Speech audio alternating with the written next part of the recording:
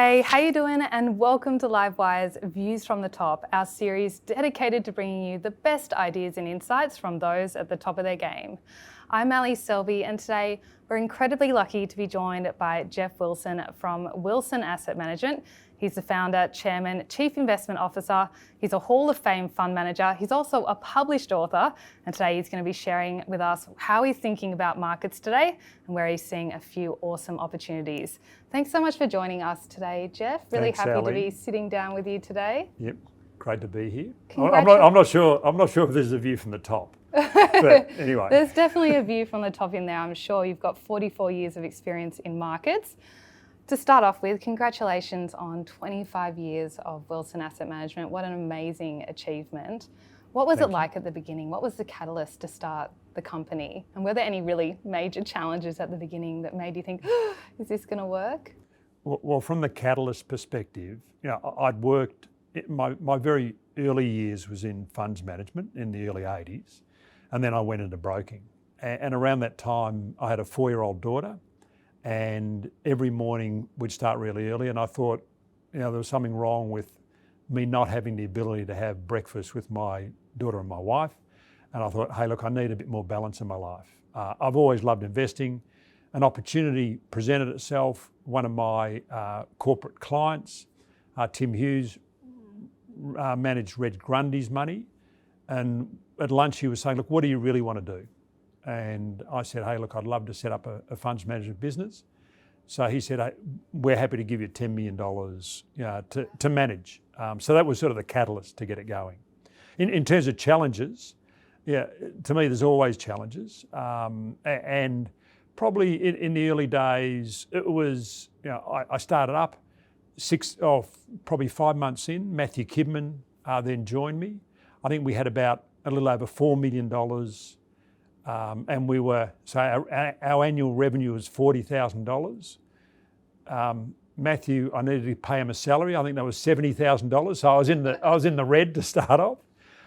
So to me, it took us a little while to start making. Because we performed well, we made money, but to get the business going. Was there a pivotal moment early on that made you realise that you were onto something?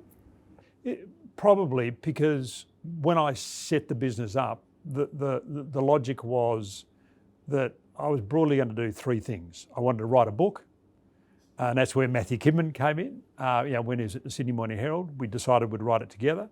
I also wanted to go on a couple of company boards, which I did, and I thought the third one was I'll have a little funds management business.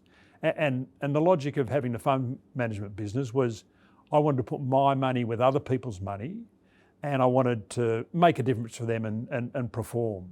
And it was really probably when the funds management started, when Matthew joined and the funds management part of the business started growing, or part of what I wanted to do started growing, that we realised, hey, look, it's exciting, it's dynamic, it's interesting. And around that time is when we floated our first LIC, WAM Capital, and that just took us on a totally different journey. Okay, obviously markets have changed quite a lot over the last 25 years since the beginnings of Wilson Asset Management. Do you feel like it's easier to be an investor today, or was it easier back 25 years ago? Or if we go back 44 years ago.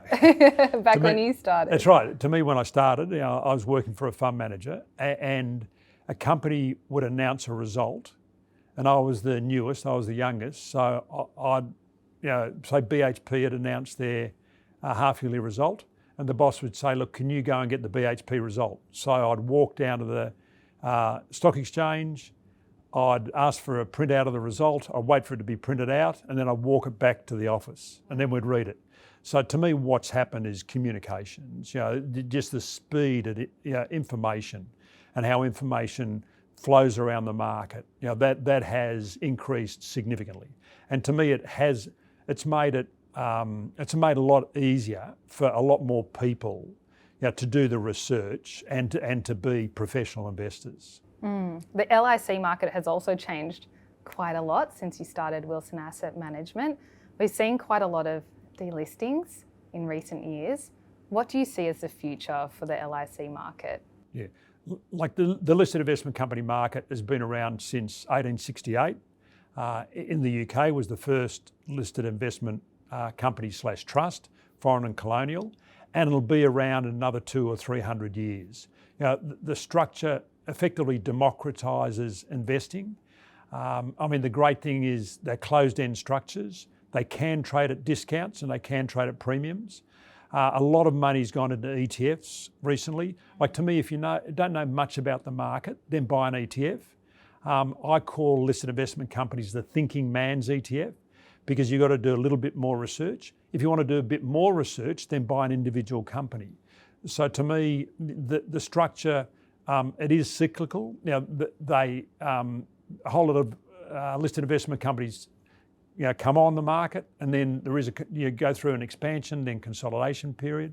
At the moment we're in a consolidation period, as you said, but still, they'll be around when I'm pushing up daisies. Okay.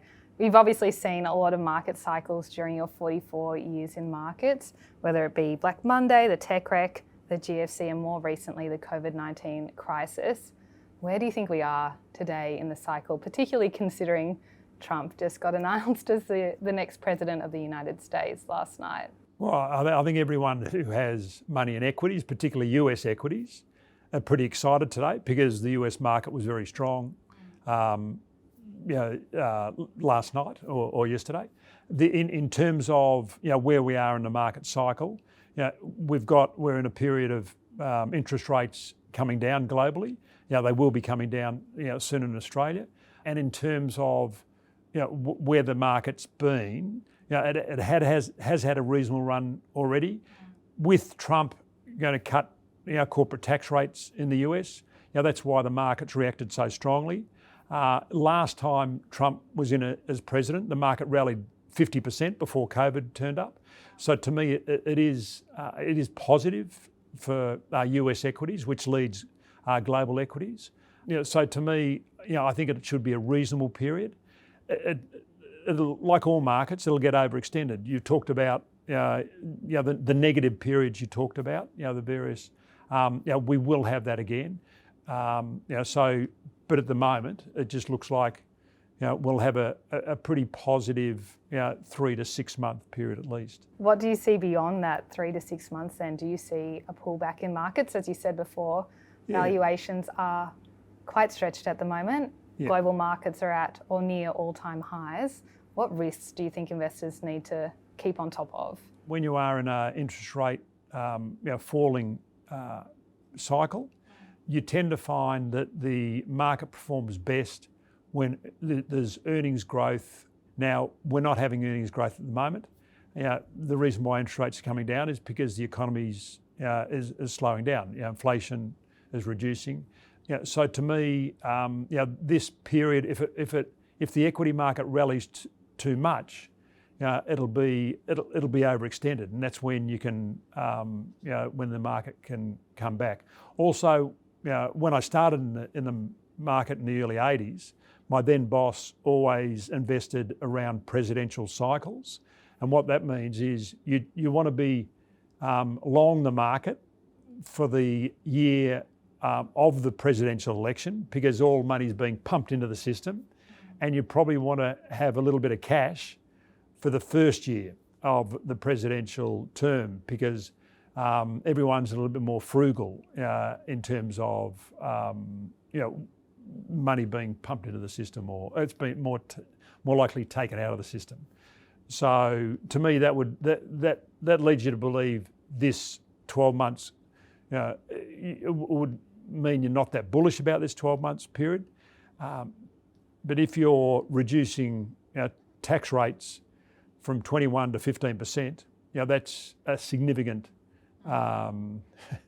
increase in profitability for those companies, and obviously correspondingly valuations. You talked about wanting some cash on the sidelines just in case an opportunity arises. Is that reflected in the portfolios at Wilson Asset Management? And if not, where are you seeing the most opportunity today? Each of the lead portfolio managers manages their portfolio cash levels as they believe they see fit. what we try to do is buy undervalued growth companies and buy them when we can see a catalyst that's going to change the valuation.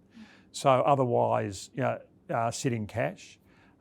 So our cash levels, for all the funds, will range from close to fully invested to close to 20%. In terms of opportunities, looking from a domestic perspective, Australian perspective, one thing, one sector that's found it really difficult over the last 5, 10, 15 years is the mid and small cap space. And you'll see once interest rates start falling in Australia, that sector will perform well. We've seen that in the US with interest rates coming off, the sector is performing well. We've seen that in New Zealand, and sometime next year when interest rates start falling in Australia, assuming they do, that'll be very positive for Australian companies, domestic focused companies, which tend to be those mid and small cap companies. Given your 44 years of markets experience, is there any area of the market that you would not be touching over the next 12 months? A little bit of a difficult one. To me, I tend to prefer to be a bit of a counter-cyclical investor.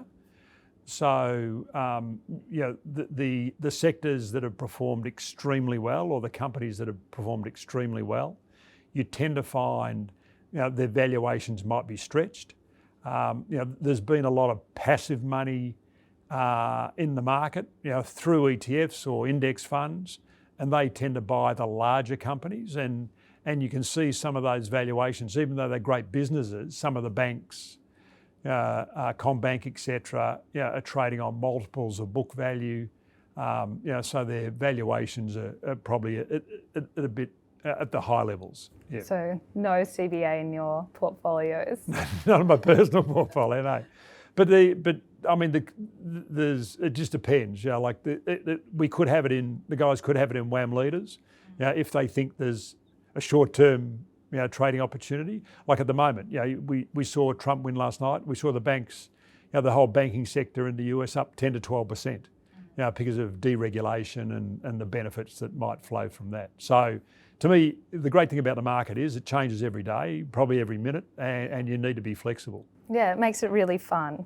I know you're very into activism. We've talked about it quite a lot before. You've campaigned on everything from franking to in-person shareholder meetings to wealth taxes. I want to know, what is one issue that you think investors need to be getting behind right now? Yeah, I think the proposal by the current government about the taxing of unrealised gains in superannuation, and the unindexing of that super cap, the $3 million, is really unfair on the, that non-indexing is unfair on the younger generation, because effectively the boomers got the benefit, and so now we're not going to index, so no one else can get the benefit. And also, what concerns me is taxing unrealised gains. Is you're taxing someone who hasn't made that money, and they may never make that money, and it will change significant behaviours. So why take risk if you could end up having to pay tax on that risk you take? So to me, they're really negative, those two things. Okay, Geoff, you've obviously been working in markets for 44 years. You've been at the helm of Wilson Asset Management for 25. How do you think about retirement? What do you want your legacy to be? Well, let's put the legacy to one side, because I'll be dead, so I won't have to worry about that. No, you can have a legacy when you're not when dead. you're alive. Okay. Maybe then maybe I should have done retirement first. Yeah, because my plan was always to retire when I was 80. Actually, I think I told my wife when I turned 40. That's when I set up the funds management business. I said I'm retiring now. That was so I've been retired for 25 plus years. But then I had 80, but then when we did Future Generation Global and the money that the fund managers don't take in fees there, that goes to support youth mental health charities in Australia. And when I was talking to the various charities, and I don't know, retirement came up, and they said, no, for your mental health, never retire. So maybe that's my new strategy. And my dad made it till 87. So I'm working till 87.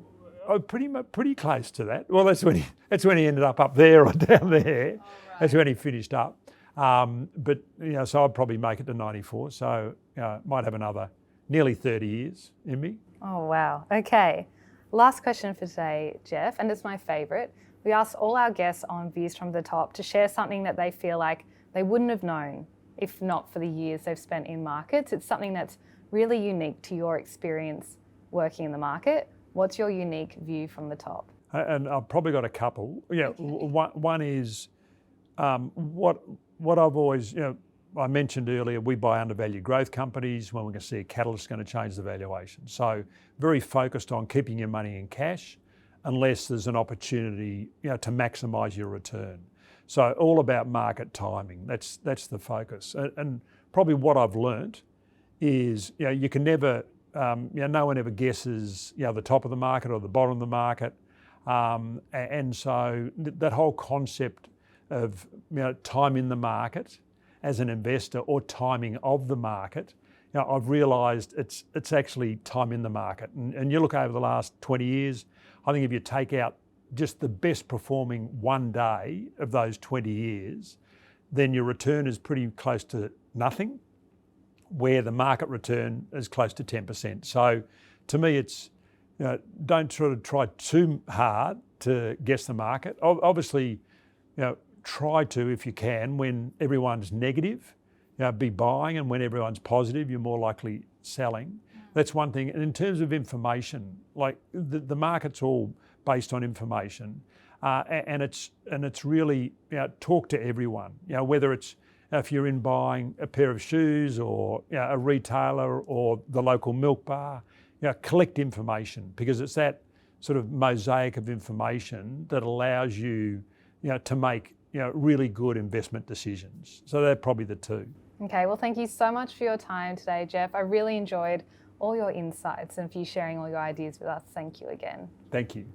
If you enjoyed that too, don't forget to subscribe to Livewire's YouTube channel. We're adding so much great content just like this every single week.